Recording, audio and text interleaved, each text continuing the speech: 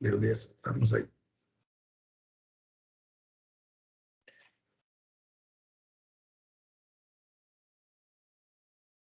Vamos lá, né, Francisco? Pessoal, então, bom dia a todos. Sejam bem-vindos. É um prazer estar aqui com vocês. Está aí na tela de vocês o assunto que nós vamos continuar abordando. Nós começamos a aula passada, e como eu disse na aula passada, a gente utiliza o pretexto de estar usando o voltímetro, está estudando o voltímetro, no caso aqui, na função amperímetro, nem é voltímetro, é multímetro, desculpe, eu ainda não engrenei não, tá? Desculpe aí, não acordei direito não. Então, para ficar claro, estamos usando o multímetro nas suas funções básicas e, paralelamente, aproveitando a oportunidade, inserindo conceitos, informações gerais que são importantes para nossa formação, não é isso? Na aula passada nós começamos. Só para dar uma revisão rápida, né? Mostrando por que não se deve pegar o amperímetro e ligar em paralelo com a bateria, né? Problema de segurança, falamos de fusíveis, teste de fusível, né? Relembrando uma coisa aqui, gente, que nunca é demais repetir, é com relação aos sistemas de proteção que a gente falou na aula passada. Desculpe ser repetitivo, mas o assunto é importante, porque proteção é importante, né? É um dos fatos mais importantes, uma das preocupações mais importantes na carreira de um projetista ou de uma pessoa que está trabalhando em qualquer área da vida, especialmente na área elétrica, né? E o fusível a gente tem que encarar como um dispositivo de proteção para sobrecarga, e ele protege um circuito contra sobrecarga. Então, contra curto-circuito. Curto-circuito é um tipo de sobrecarga, vamos dizer assim, mais violenta. Quando você fecha um curto-circuito e a corrente tende instantaneamente para o infinito, quer dizer, ela vai aumentando rapidamente e tende a queimar tudo que tem pelo caminho. Aí o fusível se aquece e rompe, né? Sobrecargas menos, tipo assim, violentas, né? Que você só aumentou a corrente a um certo valor prejudicial ao circuito, o fusível não age, né? Ele não foi feito para isso, ele não tem precisão, ele não tem garantia de acontecer isso, né? Difícil você ter um fusível que você estabelece, por exemplo, vai cortar a corrente se ela ultrapassar 1 ampere. Difícil garantir que isso vai acontecer exatamente com 1 ampere. E muitas vezes é importante essa limitação precisa. E existem outros tipos de proteção, tipos de seccionadores, tipos de circuitos que vão abrir quando a corrente aumenta e passa de um certo valor, que não precisa ser um curto-circuito, necessariamente. Por exemplo, é um disjuntor. Disjuntor é um tipo de proteção que tem para todo lado. Lá no laboratório que vocês vão usar, se Deus quiser, a partir de logo, em cada bancada tem um disjuntor, né? Esse disjuntor ele é especificado por uma corrente razoavelmente alta, tipo assim 10 amperes, de forma que se houver uma sobrecarga no painel que você está utilizando, ele abre o circuito e tira energia do circuito. E cada bancada tem né, um disjuntor. E na sala tem um quadro geral, que é a segunda, no caso, a terceira proteção, né? A primeira, ela vai estar lá no seu painel, né, no seu kit didático, que seria um fusível. A segunda é o disjuntor, que está na bancada, que corta a energia da bancada se houver uma situação de risco. E tem a terceira proteção, que é um painel dentro do seu laboratório, do qual flui energia para todas as bancadas, então tem um disjuntor lá para cada bancada. Se houver um curto em qualquer bancada, aquele disjuntor lá, ou o disjuntor geral que tem lá, corta. Então, além de ter um disjuntor para cada bancada, lá no painel tem um geral, né? Que aí são vários caminhos, né, que a corrente vai passar. Então, tem uma hierarquia da proteção, né? Então, havendo um problema no seu painel. Se o fusível não romper, ou não tiver fusível ali por qualquer motivo, desliga a bancada através do disjuntor da bancada. Se aquilo não funcionar, se tiver um problema de segurança, um problema de mau funcionamento, ele não abrir, tem o da sala, né, do painel da sala, do quadro da sala, que abre e corta a alimentação da sala. Se ele não funcionar, ainda tem um do corredor. O do corredor, ele controla todos os laboratórios, é um disjuntor para cada laboratório e um geral. Se em determinado laboratório a proteção não funcionar, o que está lá no corredor funciona. Se ele não funcionar, porque pode acontecer, não existe proteção 100%, tem um geral do prédio. Né? Lá no geral do prédio tem um para cada andar, um para cada outra situação específica que tem lá. Ele é super geral. Se as proteções anteriores não funcionar, ele está ali para funcionar. E abrir o circuito e cortar a energia.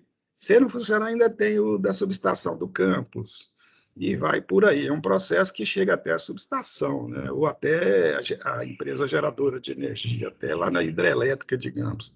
Eu estou indo longe, né? Estou navegando, tá certo? Mas tem essa proteção passo a passo.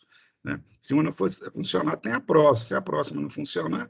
Né? Vocês lembram de um caso recente aí de uma subestação numa cidade aí, não sei se foi no norte, sei lá, que deu um pane lá, a proteção não funcionou, queimou um monte de coisa e a cidade ficou sem energia quase um mês, né? Várias semanas.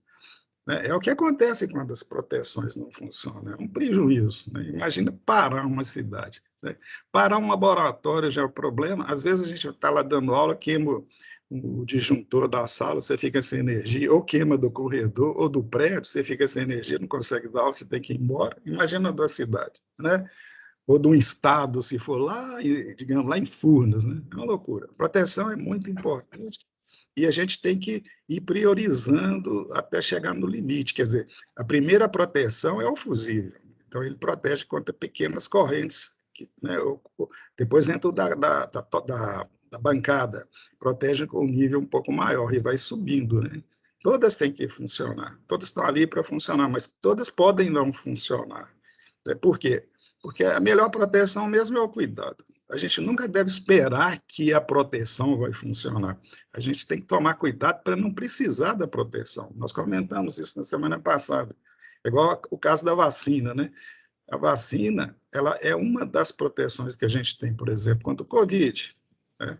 Mas a vacina não é 100% garantida. Ela protege percentualmente, não é 100%. Se ela não proteger, você pode pegar. Por quê? Porque a melhor proteção é o vírus não chegar em você. É você não fechar um curto-circuito, é você não produzir uma sobrecarga, entende? Aí o cuidado é com você. Você que tem que tomar o cuidado. Quer dizer, a principal proteção que existe em qualquer situação é o cuidado, é evitar que o problema aconteça, tá legal? Bem, então, continuando aí, né? Nós mostramos a seguir lá na aula, ligações corretas do medidor, mostramos situações do tipo que está aí, mostrado na tela, que é um circuito de série com lâmpadas e resistores e a colocação dos medidores em série. O objetivo foi mostrar que em qualquer ponto do circuito a corrente era a mesma, lembra? Por quê? Porque ela passa em qualquer ponto ou em todos os pontos da mesma forma. Então, colocar um medidor em série em qualquer ponto é indiferente, ele vai marcar sempre a mesma coisa, salvaguardando a questão da polaridade para uma indicação mais correta. Mostramos esse caso aí também, que é mais do mesmo, né? É um circuito série, só que coloquei resistores, né? Fizemos a mesma coisa, nós mostramos para vocês aí que as correntes são iguais, qualquer ponto, não é isso? Mostramos também, só para lembrar, essa situação aqui, ilustrando, né, que a situação do motorzinho e tal. Então, lembrando, tá, gente? Fizemos essa aqui com esse motor aqui que tem engrenagens, nós calculamos a velocidade, tal. Vamos em frente aí. Aqui mais um caso, deixa eu seguir aqui. Aí chegamos nesse caso, aí terminou a aula. Então, nós estamos praticamente começando hoje a partir desse ponto aí. O que nós temos aqui? Um circuito paralelo. Antes só vimos circuito série. Qual que é a diferença de um circuito série e de um circuito paralelo? No circuito série, a corrente é a mesma em qualquer ponto. Em um circuito paralelo, a tensão que é a mesma entre dois pontos. A gente não fala tensão é a mesma em um ponto, porque a tensão é sempre entre dois pontos, né? Não existe tensão de um ponto. Tem razão de ser potencial para a corrente elétrica, porque tem que haver diferença de potencial para haver corrente, para haver aplicação de energia no circuito elétrico, não é isso? Então, quando a gente diz que um circuito ou um elemento está em paralelo com o outro, é porque estão ligados ponto a ponto em comum. Por exemplo, nesse caso aqui, eu tenho um circuito que tem uma fonte e três cargas, né? O motor, a lâmpada e o outro motor aqui do ventilador. E eles estão ponto a ponto ligados, a parte de baixo parte, digamos, esse ponto aqui está ligado no polo negativo, assim como esse e assim como esse. E os positivos, o outro lado, estão ligados no positivo, via o amperímetro. Então, aqui está um exemplo de um circuito paralelo, né? Agora, eu quero mostrar hoje para vocês que, apesar disso ser considerado um circuito paralelo, de fato não é um circuito paralelo. Por que que não é? Ele não é, de fato, um circuito paralelo porque tem um fio no caminho agora. Entre esse ponto que eu coloquei a seta aqui e esse outro ponto aqui, ó, existe um condutor elétrico, assim como entre essa parte de baixo aqui, ó, também tem um condutor. E um condutor é um elemento resistivo, né? Ele pode ser considerado como uma resistência, dependendo do seu valor. Nós sabemos, se estudou lá na teoria, que a resistência de um elemento físico ela é proporcional ao seu comprimento e inversamente a seção transversal. Quer dizer, quanto mais comprido ele for e quanto mais fino ele for, mais resistivo ele é. Normalmente, em circuitos eletrônicos, né, como os componentes estão todos juntinhos lá na placa de circuito impresso, por exemplo, ou num painel pequeno, os comprimentos dos fios são extremamente pequenos, são relativamente pequenos, e a seção transversal deles são suficientemente grandes para que a gente possa desprezar a resistência dos fios e dizer que está tudo aí ligado em paralelo, tá certo? Mas existem situações que a gente não pode considerar, não deve considerar, tá legal? Aí que a gente tem que verificar, o circuito pode ser considerado em paralelo ou não é, ou não pode. De fato, um circuito paralelo, deixa eu mostrar aqui, ó, o circuito realmente paralelo é esse aqui, ó. Esse aqui, ó, vou voltar um aqui antes. Esse aqui, ó, é um circuito realmente em paralelo. Nós temos aqui aquela mesma fonte que eu mostrei lá, só que eu coloquei ela aqui esquematicamente, já está dentro dessa caixa aqui, tá certo? Tem uma fonte aqui, né? E a carga é a mesma.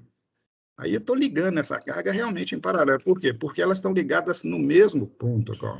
Esse terminal está ligado aqui no polo positivo, assim como esse outro, assim como esse outro. E os negativos, no mesmo ponto da fonte. Cara. Quando você liga direto na fonte, o comprimento do fio é irrelevante. Por quê? Porque não existe o fio de uma fonte, de uma carga para outra. Existe o fio da carga para a fonte. Tá certo? Dessa forma, a carga está em paralelo. Eu não vou considerar a resistência do fio da carga, porque ela está ligada direto na fonte. Tá? Não houve interferência da outra carga em qualquer carga. Entendeu? Então, aqui é um circuito paralelo. Então, quando ele para rodar, vai girar, vai funcionar. Cada elemento desse aqui vai receber a mesma tensão. E eu pegando o valor dessa tensão, mesma para todos eles, e dividindo pela sua resistência interna, vai dar a corrente. Aplica a lei de Ohm direto, sem problema nenhum. Tá? Quiser medir, cara, tá aí, ó, vamos medir. Aqui está o mesmo circuito, cara. Não tem diferença nenhuma. A diferença é que eu pus um medidor aqui, ó. Eu coloquei uma perímetro em série aqui, ó. Então, vamos medir a corrente. Aquelas correntes lá são essas aqui, ó. Eu posso tirar um ramo do circuito, que eu vou fazer aqui para vocês verem, que eu vou tirar esse ramo aqui, ó. Aliás, vou tirar o outro ramo lá, esse ramo aqui, esse ramo aqui tem corrente maior. Observe que não altera em nada nos anteriores, cara. Tirei o ramo, cara. Desliguei o motor, parou. As correntes lá não variaram. Por quê? Porque estão em paralelo. O circuito paralelo, quando ele é de fato paralelo, ele não interfere um no outro. O circuito em série interfere, porque a corrente passa em todos eles. Então, qualquer coisa que aconteça num circuito série como uma carga, causa algum efeito na outra. Qualquer coisa que aconteça numa carga no circuito paralelo não causa efeito nenhum no outro. Tá ligado? São características do circuito série e do circuito paralelo, que são consideradas. Tá? Agora, voltando um pouco ao passado aqui, para esse caso aqui, desculpe, esse caso aqui, que é um circuito que eu disse que pode ser ou não considerado paralelo, o que vai depender da resistência entre os estágios. Por exemplo, se essa resistência for zero, e a do perímetro também, eu posso considerar que que essa carga está ligada na fonte. A mesma coisa nesse braço aqui. Se essa resistência for nula, esse ponto aqui está ligado no mesmo ponto que o outro, assim como se essa outra resistência aqui for nula. Agora, vamos ver um caso que ela não seja nula. Qual o caso? O caso do fio ser mais bem comprido, né? Vamos dar um exemplo. Eu costumo ir num sítio de uns amigos, e esse sítio ele fica bem no interior, ele fica lá no Santo Antônio do Leite, e a fonte de energia, ou a subestação que manda energia para eles lá, fica no mínimo a 5 quilômetros de lá. Então, tem um fio que leva a corrente elétrica lá no sítio, de 5 quilômetros do polo, digamos, vivo, né? Equivalente ao positivo aqui, mais 5 quilômetros do retorno, quer dizer, tem 10 quilômetros no mínimo de fio. 10 quilômetros de fio, gente, não é uma resistência desprezível, por mais grosso que o fio seja. Né? E os fios não são tão grossos assim. Senão, se você for fazer uma linha de transmissão de energia, quer dizer, colocar um fio lá da sua estação até lá no sítio, para garantir que a resistência seja extremamente baixa, tem que ser um fio tão grosso que vai gastar cobre lá, que não vai ter nem condição de pagar. Né? Os fios têm uma limitação por questão de preço. Né? Você não vai ficar aumentando a seção transversal, porque não é prático financeiramente falando, nem em outros aspectos técnicos também. Portanto, há uma queda de tensão nesse fio, e lá no sítio costuma, às vezes, dependendo da hora, porque dependendo da hora, no caminho lá, tem outras cargas ligadas, né? Está sendo utilizada muita corrente, está tendo muita queda. Você sabe que queda de tensão no fio é igual a corrente do fio que passa no fio, total que passa no fio, vezes a resistência do fio. Em determinados horários, a queda é tão grande que chega a 90 volts lá no sítio, e o normal é 127. Tá certo? Às vezes, com esse valor 90 volts, ou às vezes até menos, os equipamentos não funcionam. Por quê? Porque são projetados com uma faixa de valores. Né? Hoje em dia, graças a Deus, tem equipamento que funciona com a faixa assim, de valores de tensão de alimentação deles bem ampla, né? Tipo assim, de 50 a 150. Né? Mas não é comum isso. Se você tem uma lâmpada de 127 liga 90, ela não vai acender totalmente, vai ficar meio bruxuleante, né? Vai ficar assim meia boca, assim como qualquer tipo de carga lá, tipo um aquecedor, até motores, se você baixar muita tensão lá, o bicho não vai funcionar. Então, é um problema, né? A gente pensa que a nossa carga está ligada em paralelo, todas as cargas, né, estão ligadas em paralelo nesse caminho todo, nesse trajeto todo, e não está em paralelo. Né? A gente tem que considerar essa situação na hora de calcular os fios, as cargas, as tensões. Tá legal? Aí tem o que eu quero mostrar para vocês. É essa situação aqui. Ó. O que nós temos aqui? Nós temos aqui uma linha de transmissão de alta tensão. Essa linha de transmissão ela é ligada entre a geradora de energia e a demanda, onde tem a demanda, a carga. E os valores de tensão são elevadíssimos. Olha a altura do poste, da torre, vamos chamar assim. É muito alta, por quê? Porque os níveis de tensão ali em cima são extremamente altos. Eu tenho alguns dados aqui para passar para vocês, que é esse aqui, ó, por exemplo. Aqui tem um sistema de geração, transmissão e distribuição de energia que eu estou trazendo para vocês aqui, ó, apesar da gente não ter essa disciplina no curso de eletrotécnica tem essa disciplina, eu chamo de GTD, geração, transmissão e e distribuição, porque eles estudam isso, eles trabalham com isso, mas nós temos que conhecer isso. Para nós, principalmente agora que vocês estão começando, vocês têm que entrar em contato com essas informações, tá certo? Por isso que eu estou com ela aqui, é a minha função, como professor de laboratório, mostrar isso para vocês. E aproveitando a oportunidade que nós estamos tratando desse assunto, né? Então, como que a coisa é feita? Ó, nós temos aqui, ó, uma estação geradora. O que é uma estação geradora? É onde uma determinada energia, seja térmica, hidráulica, né, ou até, digamos, nuclear, digamos, né, é transformada em energia elétrica. O caso mais comum no nosso país são as hidrelétricas, né, e as maiores são Furnas, Itaipu e vai por aí. Lá existe um gerador elétrico que produz uma tensão elétrica, né, alternada com um determinado valor. Só que os valores não são altos ou muito altos. Por quê? Porque tem problema de isolamento das partes constituintes do gerador. Eu não posso fazer um gerador com a tensão super alta, apesar da gente querer uma tensão super alta, eu vou mostrar daqui a pouco por quê.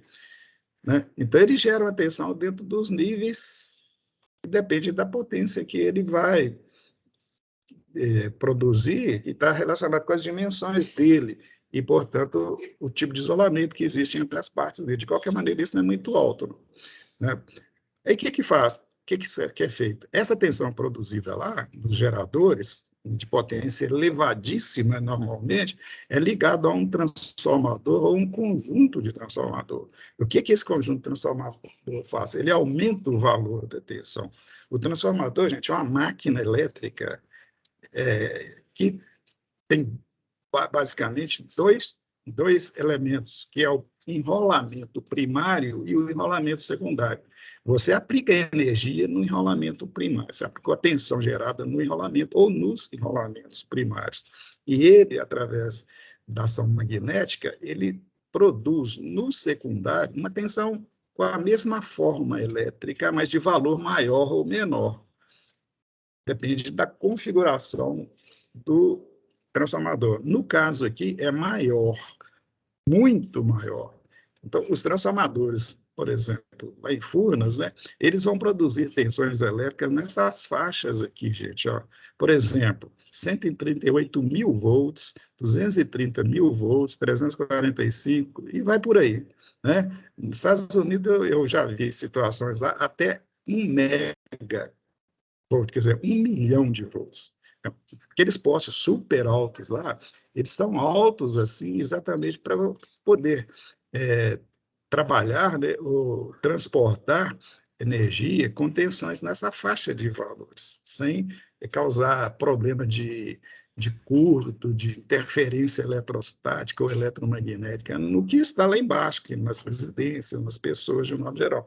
Então, tem que ser muito alto a torre, né? Porque os valores ali são muito altos. Então, lá, digamos, lá em Furnas, lá na estação de Furnas, existe essa transformação e é colocado na linha de transmissão lá. E aí vai para todo o estado. Aí percorre grandes distâncias até chegar em algum lugar, digamos, vai chegar aqui em Belo Horizonte, por exemplo, ou qualquer outra cidade.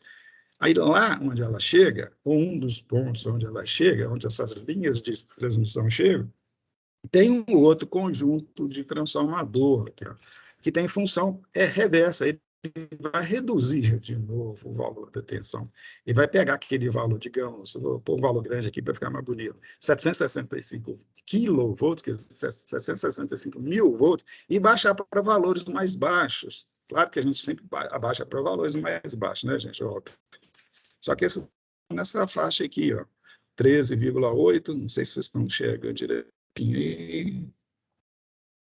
13,8, aqui, ó, 13,8 kV, quer dizer, 13,8 mil volts. E também 34,5 mil volts.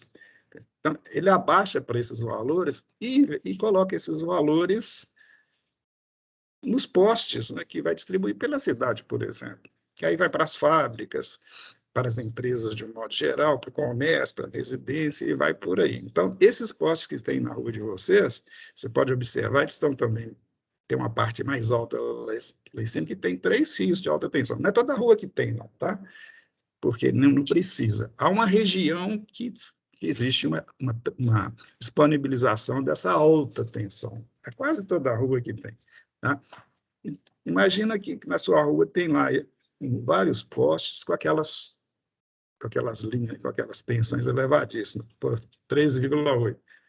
E num deles você vai ver lá, você observa lá, vai lá fora da sua casa, você vai observar, lá por perto tem um poste lá que tem um transformador, um outro transformador. É um transformador abaixador de novo, entendeu? O que ele vai fazer? Ele vai pegar esse 3,8 e passar para esse valor aqui, ó, 127 volts e 220, que vai ser ligado na sua casa. Aí você vai ver que sai um cabo lá da sua casa, geralmente isolado, né? Que é ligado nesse transformador. E aí está vendo o transporte da energia elétrica com esse valor de tensão, que é o valor que você vai utilizar nos seus aparelhos elétricos lá, certo? Se for aparelho eletrônico, gente, tem mais uma transformação no jogo aí, porque os aparelhos eletrônicos não funcionam de modo geral, né? Não funcionam com 127. Eles funcionam com 5, 9, 12, por aí. Aí lá nele tem um outro transformadorzinho que abaixa mais uma vez para que ele trabalhe com ele, né? Então, veja bem o processo. O que nós fizemos aqui, né? O que está didático aqui para a gente saber? É que eu vou estar sempre considerando 2 pontos para obter uma tensão e quero imaginar que aqueles 2 pontos estão em paralelo, sem haver perda, né? Sem haver queda de tensão. Eu tenho que saber que entre aqueles 2 pontos eu preciso dessa garantia, que tem aquele valor, por exemplo, 127. Só que para chegar aqui a 127, lá na casa de vocês, por exemplo, eu não vou poder pegar ele lá em Furnas, né? E pôr um fio de Furnas aí até a sua casa, que são quantos mil quilômetros nessa história, né, de fio indo para lá e para cá, e não ter queda no fio. Lá em Furnas gerou 127, na minha casa chegou a 127, não tem como, né, por causa da queda enorme que vai ter naqueles fios. Mas quando você eleva a tensão, a coisa fica simples. Por quê? Nós sabemos que a quantidade de energia, ou a energia que eu vou utilizar em qualquer ponto, ela é igual à potência elétrica vezes tempo. Vocês já estudaram isso. O que é energia? Potência elétrica vezes tempo. E potência é o produto da tensão pela corrente. Então, para cada carga que existir, por exemplo, sua casa é uma carga, tem uma demanda de potência X ali, né? Então, o que tem na realidade? Um produto de tensão vezes corrente X, que não muda. É característica da sua casa, ou da sua rua, ou da sua região, ou da sua empresa, que é constante, né? Se eu quero não produzir queda na linha de transmissão, eu tenho que reduzir a corrente. Por quê? Porque o que produz queda de tensão na linha de transmissão, na fiação, é o produto, veja bem, é o produto da corrente vezes a resistência do fio. Se a resistência do fio fosse zero, não tinha problema, não é zero. Então, o que eu tenho que fazer? É reduzir a corrente. Mas para manter a potência fixa lá na sua casa, reduzindo a corrente, o que eu tenho que fazer? Né? Na linha de transmissão, aumentar a tensão. Então, o que eu fiz aqui? Eu aumentei a tensão aqui lá em Furnas, com um valor extremamente alto, de forma que eu pude reduzir na mesma proporção a corrente. Então, as correntes que eu vou transmitir para vocês, digamos que eu vou olhar só o da casa de você, não vou olhar da cidade toda, da rua toda, do estado, só da casa de você. Você quer uma potência X lá na sua casa. Ela é produzida lá em Furnas, digamos. Então, a corrente lá na sua casa, que é de X amperes, numa linha de transmissão dessa aqui, ó, é muito, milhares de vezes menor. Por quê? Porque eu aumentei a tensão. Então, aquela corrente sua lá, ó, ela não vai produzir queda de tensão nenhuma na linha de transmissão. Agora, quando você faz isso para todo mundo, né, você tem uma linha de transmissão de efeito satisfatório. Por quê? Porque eu aumentei tanto a tensão na linha de transmissão e diminui tanta corrente que mesmo as potências lá na frente onde eu estou aplicando, não vai interferir, não vai causar razoável queda de tensão na linha de transmissão. Entendeu?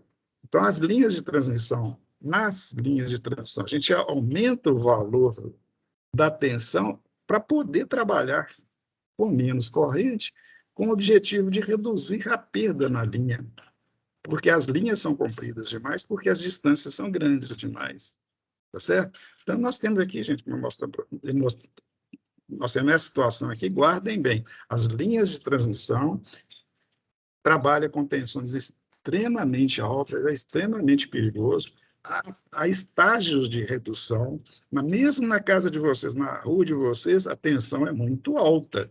Você está com 13,8 lá em cima, lá no poste, na parte mais alta no poste. Aqui pode cair e a fiação ficar disponível na rua, né, perto dos carros, perto de vocês, toma cuidado, porque tem 3,8 mil volts ali.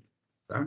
Agora, na parte de baixo, onde fica aquele monte de fio lá de cabo telefônico, cabo de internet, essas coisas todas, a tensão já é mais baixa. Por quê? Porque tem um transformador que já reduziu, entendeu? Mas, de qualquer forma, energia elétrica, e energia elétrica deve ser respeitada, porque estou trabalhando com tensão elétrica, e tensão elétrica dividida por uma resistência vai dar corrente, e a corrente pode ser alta, mesmo se a tensão não for alta. Tá certo? Tem alguma pergunta a fazer, gente? Eu falei rápido aqui, quis passar essas informações, eu queria saber se está tranquilo aí com vocês. Foi muito de boa. Está de boa? Se alguém tiver alguma dúvida, eu esqueci de falar isso no início, coloca no chat aí, eu pediria ao Chico aí, e a Luciana para ir respondendo, tá? Então, vou continuar. Esse novo não é o mesmo, aqui é mais do mesmo. É a mesma situação que eu falei, tá, gente? Eu tenho aqui uma hidrelétrica, mas que poderia ser uma geradora térmica, como tem lá depois de Betim ali, acho que depois de Betim tem uma usina térmica lá. Pega uma energia térmica e produz eletricidade com ela, né?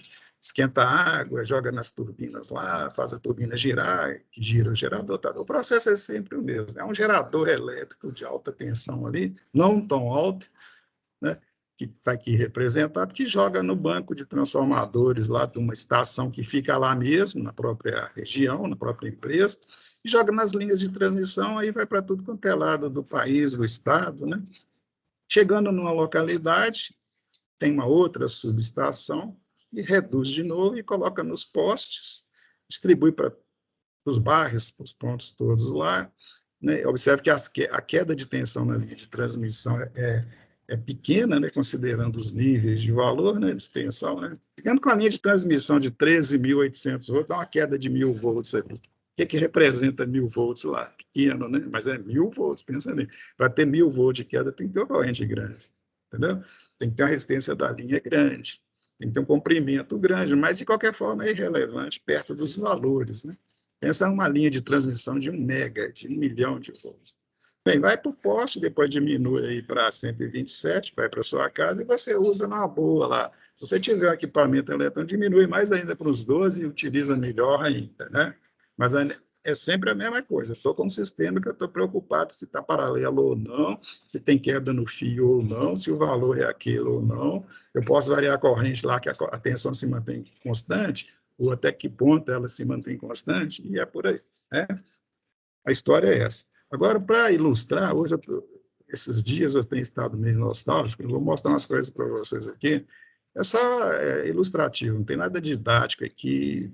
O que é que nós temos aqui? Nós temos aqui uma foto que eu peguei na internet de Itaipu. Olha a monstruosidade. Isso aqui é uma muralha, né? Nós temos tubulações aqui por onde passa a água, aqui, ó. E essa tubulação, a água entra aqui, passa lá na turbina e gera, lá dentro dessa muralha aí, gera energia elétrica. São vários, parece que Itaipu tem 18, se não me falha a memória. Tubulações enormes. O Chico até me lembrou ontem, acho que o Chico viu, esteve lá, Chico, que cabe um ônibus dentro de uma tubulação dessa. Mas dá até para imaginar que tem um carro aqui, que é uma Kombi que parece, olha o tamanho dela e o tamanho da tubulação. É fantástico. Itaipu chegou a ser a maior hidrelétrica do mundo, né? Até que a China construiu uma maior e ela passou a ser segunda. Mas o que eu quero mostrar não é só isso, eu quero mostrar isso aqui. Ó. O que nós temos aqui? Que fotos são essas aqui? Ó?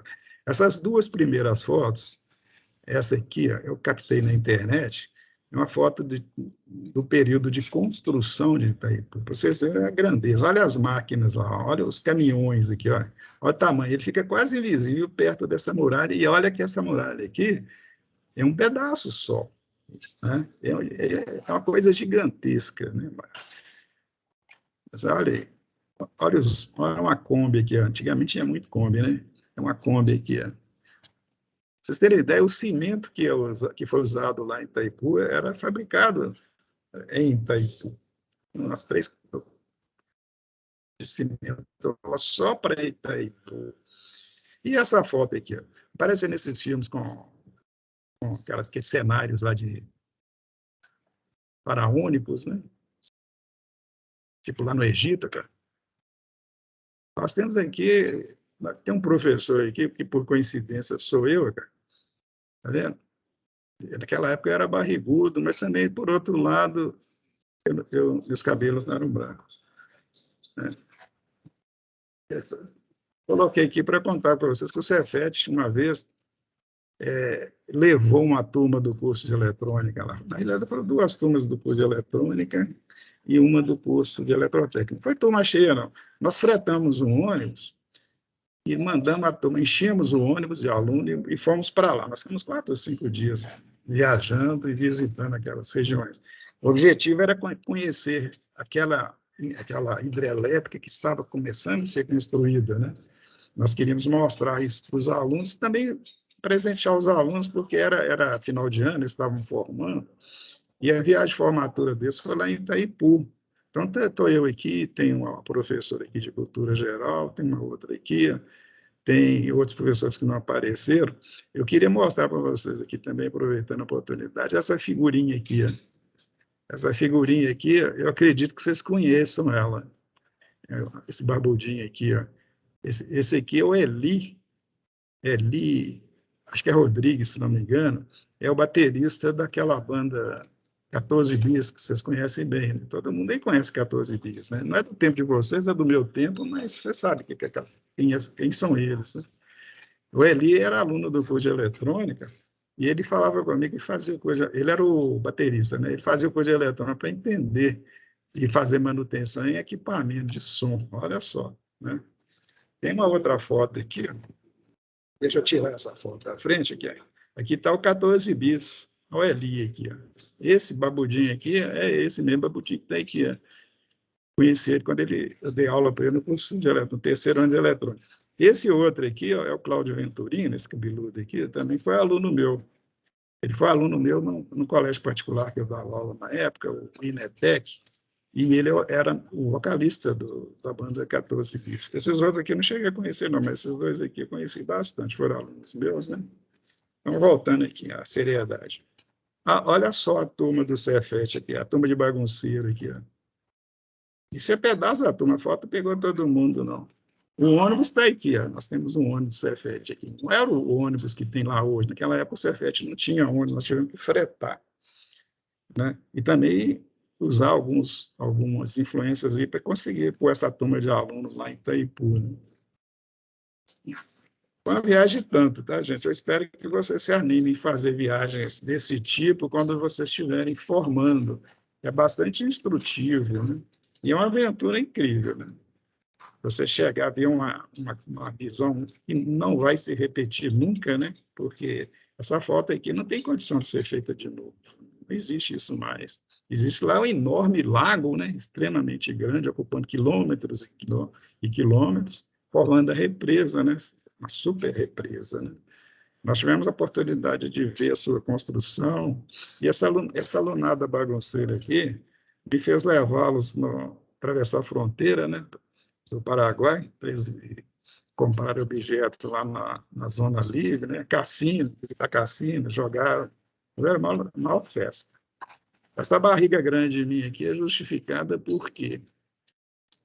Porque a gente comeu nessa viagem, aproveitando, só uma farra, tá, gente? Bem, então, continuando aí, voltando à seriedade, né? Tem uma fotozinha aqui que eu não resisti quando eu a vi na internet. Eu estava fazendo a pesquisa sobre Itaipu e essa foto lá, vou pôr essa foto lá. Olha que me chamou a atenção. Esses aqui são os engenheiros de Itaipu. Esses aqui são as torres lá de transmissão que já sai lá de Itaipu, né? Mas o que me chamou a atenção é que esse nosso senhor aqui, ó, nosso amigo aqui, ó, mas esse coleguinha dele aqui, são os únicos que não estão usando máscara, gente. Tem cabimento, na pandemia dessa, todo mundo se protegendo, e o danado lá não protege, não dá um exemplo. Eu acho isso incrível, sabe? Não aceito essa situação. Tem que dar o exemplo, está morrendo gente. Uma pessoa que morre é importante. Uma família que perde um ente querido é importante. Entendeu? Desculpe esse desabafo aí, tá? Mas, então, voltando aqui, né? Continuando aqui, isso aqui eu já falei. Nós estamos aqui também, já falei. Voltando a isso aqui, ó, a vaca fria. Aqui, ó. Nós paramos nesse ponto na aula passada. Eu até tinha pedido a vocês para verificar a medição da corrente nesse trajeto aqui, ó. Vamos chamar de linha de transmissão, a corrente que vai passar aqui. Aí, o que eu fiz? Só para mostrar para vocês, quando você for medir, você tem que fazer isso aqui. Ó. Abri o circuito aqui, abri o circuito, cortei o circuito que tinha lá e liguei o instrumento em paralelo, em série, desculpa, medir essa corrente. Só que não é esse aqui, não. Porque a corrente aqui vai ser alta. Eu tenho que usar a entrada ou a seleção para 10 amperes. A chave está aqui. Aí eu vou ter que usar o da direita, o vermelho da direita. O comum, que é o preto, é o mesmo, eu ligo do outro lado. Então, tá aí. Então, o que nós estamos fazendo aqui, gente? Medindo a corrente nesse ponto aí. Está lá a corrente. Isso aqui a corrente está baixinha. Por que está baixinha? Porque eu estou esquecendo uma coisa que eu fiz aqui. Eu reduzi o valor da fonte, cara. Está com a tensão aqui de quanto? 4,5, não é isso? Essa tensão baixinha foi colocada intencionalmente para mostrar para vocês isso aí. Ó. O motor está girando com velocidade mais baixa, porque apliquei menos energia no motor. Né? E esse caso aqui, ele tem uma particularidade. Nós temos aqui o driver dele, que é o motor impulsionador, ele tem duas engrenagens. Cara. Tem uma engrenagem menor e uma engrenagem maior. Né? A menor está fornecendo energia para essa engrenagem aqui. Ó. Aliás, para essa de cima aqui, desculpa. Os dentes se encaixam aqui. Ó. E a de baixo recebe energia transmitida pela engrenagem maior. Aí as velocidades ficam diferentes. Eu só queria mostrar para vocês essa situação, que você, com a mesma máquina, com o mesmo motor, você pode ter velocidades diferentes, desde que você tenha uma relação de dentes diferente. E você pode ter no mesmo eixo do motor vários níveis de eixos, né? Com várias quantidades diferentes de dentes e, portanto, fazer a transmissão de energia mecânica, no caso, com velocidades diferentes. Tem máquinas elétricas que isso é feito com correia, né? Com polia e correia. E o eixo com vários diâmetros diferentes, e cada diâmetro diferente produz lá na frente uma velocidade diferente. Vocês vão ver isso aí quando estiver trabalhando. Se alguém for trabalhar em alguma indústria aí. Bem, gente, voltando ao valor nominal aqui, ó, eu vou aumentar a velocidade. Ó lá. Observe que aquela outra anterior, acho que esse daqui da esquerda, da direita aqui, nem estava funcionando, porque não tinha energia suficiente. Agora tem. Aí está tudo funcionando, beleza. E aí está as correntes, que eu queria mostrar para vocês. Essa corrente aqui, do primeiro aparelho, é a soma de todas as correntes. É essa aqui, mais essa aqui, mais essa de cá. Esse aqui ó, marca só a corrente desse motorzinho. Esse aqui só da lâmpada e esse outro só do outro motor. Né? Agora, esse do meio marca qual corrente? Corrente que vai passar aqui, mais a outra aqui. Então, a soma dessas duas. Se você somar essa corrente com essa daqui, ó, vai dar essa daqui. Faz a soma para vocês verem. Essa com essa dá essa. Por quê? Porque por esse medidor passa duas componentes de corrente. E esse medidor só passa uma componente e esse primeiro aqui passa todas. Então, essa mais essa igual a essa. Que mais essa dá essa. Tá legal? É só uma digamos, uma praticazinha aqui para mostrar as questões. Suponha que você está no laboratório e faça esse tipo de medida. Bem, continuando aí, deixa eu ver se nós temos tempo, em cima da hora lá. Na aula que vem nós continuamos. Eu tenho aqui um diagrama só para a gente exercitar, tá, senhores? Que diagrama é esse aqui? É uma linha de transmissão, é uma fonte de energia, cara. No caso aqui, uma bateria, mas podia ser uma rede elétrica, e várias cargas ligadas lá, em tese, em paralelo, porque eu não vou considerar a resistência do fio.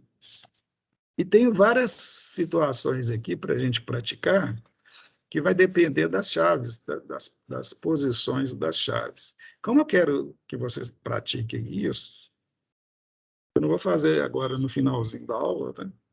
Eu vou deixar para fazer na aula que vem, tá certo? Aí eu vou encerrar a aula uns minutinhos mais cedo, 4 minutos mais cedo. É bom que se você tiver alguma pergunta a fazer, vamos aproveitar e responder, tá certo? Vamos lá? Tem alguma pergunta? Como é que está o chat aí? Tudo tranquilo, sem perguntas. Aproveita aí, gente. Se tiver alguma pergunta a fazer, nós estamos aqui para responder.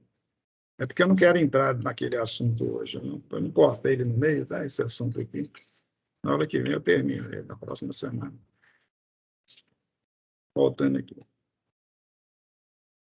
esperando perguntas, senão eu vou encerrar. Não quero encerrar 3 minutos antes, não é do meu feitio, mas também está no assunto novo, é bobagem. Ficou claro, meninos? Então, vou parar a gravação. Parei.